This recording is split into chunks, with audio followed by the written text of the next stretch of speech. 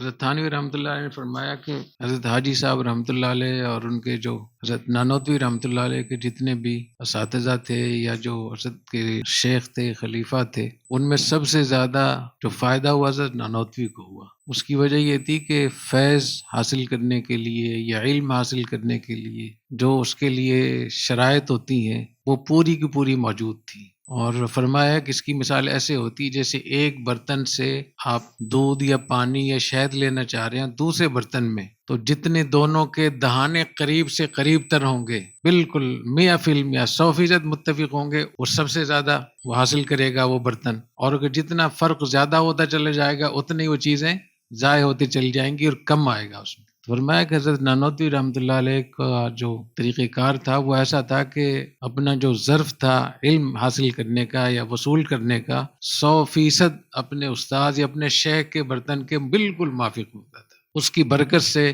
اللہ تعالیٰ نے پورے علوم ان کو عطا فرمائے۔ کتنا تعلق تھا، کتنا ادب تھا کہ شیخ تو الگ رہے، خود حضرت کے جو شہر تھا تھانہ بھون، حضرت حاجی امداد اللہ مہاجر مکی رحمۃ اللہ علیہ یہ تھانوی تھے، تھانہ بھون کے تھے۔ ایک دفعہ دیوبند میں تھانہ بھون کا چمار سمجھتے ہیں جو گٹر وٹر صاف کرتے ہیں، یہ جسے بھنگی کہتے ہیں، تو وہ دیوبند آیا کسی کام سے، تو حضرت کو پتہ چل گیا، تو حضرت نے اس سے فرمایا کہ تم میرے گھر پہ رہو۔ تو وہ بڑا خوش ہو گیا کہ اتنی بڑی مجھے، تو حضرت نے کھانا بھی کھلایا، ان کو گھر میں بستر کر دیا۔ جب وہ لیٹ گیا تو حضرت دبے پاؤں تشریف لے گئے اور اس کے پاؤں دبائے حضرت نے، وہ بھنگی کے۔ تو وہ ایک دم بیٹھ گئے، کہے کہ حضرت یہ کیا کر رہے ہیں آپ؟ تو ان کا نہیں، آپ میرے شیخ کے گاؤں کے ہیں، آپ میرے شیخ کے گاؤں کے ہیں۔ تو جب ایک محبت ہوتی ہے، اپنے بڑوں سے تعلق ہوتا ہے، ایک ادب ہوتا ہے، تو اللہ تعالیٰ اتنی چیزیں عطا فرماتے ہیں۔ کہہ رہے ہیں پائے سگ بو سید مجنو خلق گفتہ اینچ سود گفت گاہے این سگے در کوہ لیلا رفت۔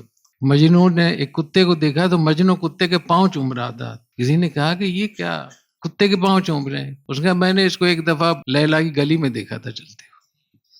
تو اگر یہ تعلق ہو اپنے بزرگوں سے، اپنے بڑوں سے، اپنے اساتذہ سے، تو اللہ تعالیٰ بہت عطا فرماتے ہیں، پھر چھت پھاڑ کے دیتے ہیں۔